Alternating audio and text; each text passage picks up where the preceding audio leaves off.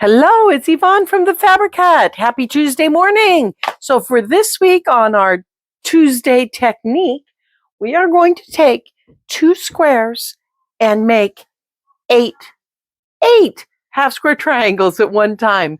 So join me over at the sewing machine as we take these are going to be 10-inch squares and make 8 3.5-inch half square triangles at one time. We are starting with 2 10-inch squares because I have this beautiful layer cake. I thought I'd just use 10-inch squares to do this.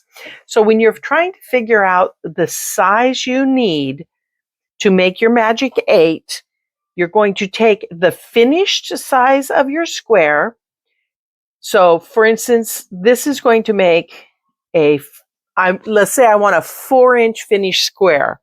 We're going to take our 4-inch times 2, so now we have 8 inches, plus 1 3/4 inch for all the different seam allowances. So to make a 4-inch finished square, I need 9 3/4 inch, 2 9 3/4 inch squares together. I'm using a 10-inch square. That's going to give me a little bit of wiggle room, and I will square up my pieces when I'm done. But so you're going to start with that. 2 times your finished size plus 1 3/4. All right, you're going to layer them right sides together and then draw a line diagonally right down the center of your block. Okay, and then you're going to turn it and you're going to do the same thing the other direction. You're going to have 2 diagonal lines. Okay, at this point, you can begin sewing, or you can stop and draw another line diagonally or horizontally and vertically through this center point so that you have 4 lines total. Now I'm lining my ruler up here at the bottom, going right through that point and giving it a line. Okay, so now you have this cute little thing. If you wanted to wait, these straight lines here can wait until later, but I like to do them all at once and just get them out of my way. Okay, I'm going to put on to my machine my 1/4-inch foot without a guide, or you can use whatever foot you like that you can get your 1/4-inch seam. This is the one I like. I don't want the one with the guide on it because I'm going to be sewing on top of the fabric versus next to it, and that guide just kind of puckers the fabric. So set my machine for the right setting here real quick. I meant to do this earlier. Of course I didn't. You guys are used to me by now. Okay, and I am going to sew on the diagonal line. I'm going to sew 4 seams against the diagonal lines, 1/4 inch on each side of those lines. So right there.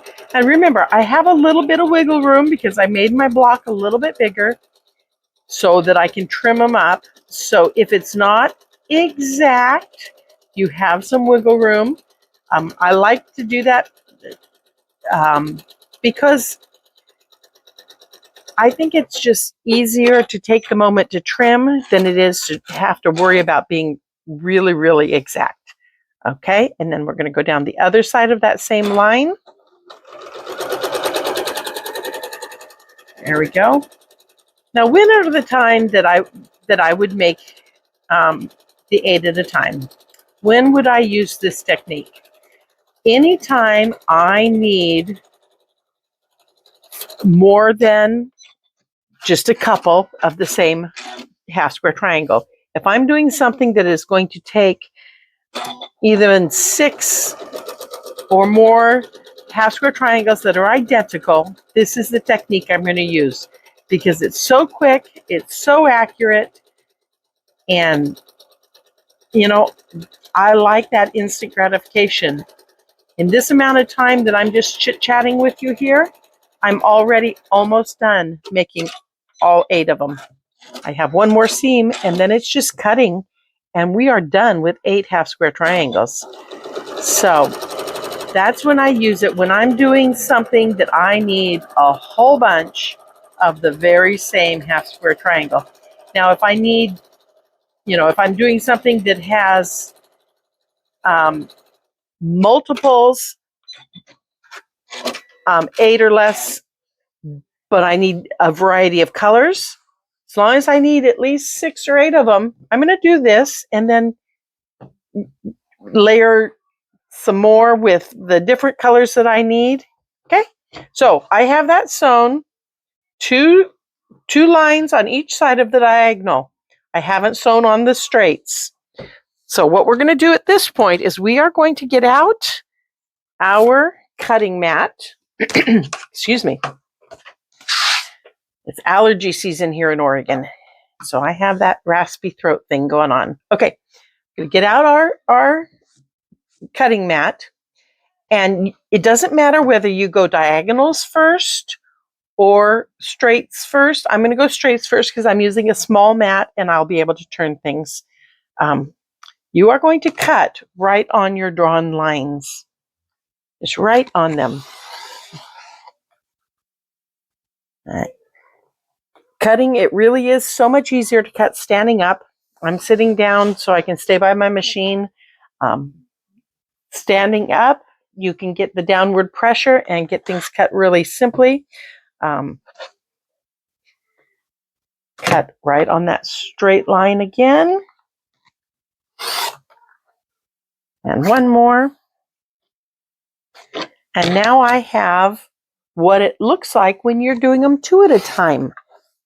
I have 4 blocks. See? Stand up, girls and guys. That's the best way to cut. Okay, now I have 4 of these, and I am just simply going to cut them aside. Now, on this one, you can use scissors if you want. On these, you really do need to use your rotary cutter so that it's nice and straight. But there we go. We have half square triangles. Look at that. Okay, I'm going to cut all of these up. We're going to press them open, and then you simply trim them down to the size that you need.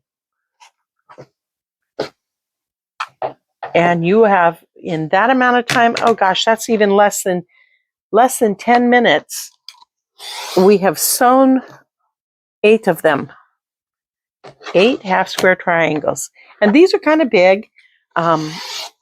This is a great technique to use for small pieces because, handling small pieces is a little bit harder when you have,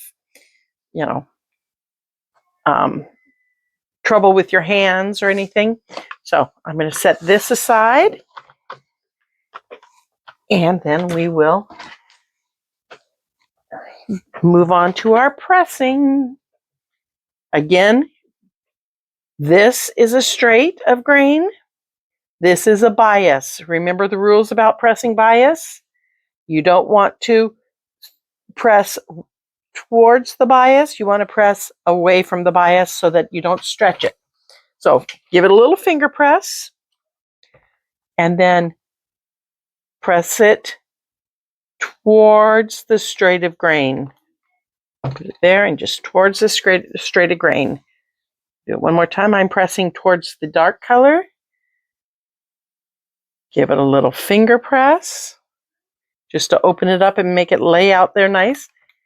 Hook the corner with the point of your iron and press straight down, straight again. And then I can set it up like that.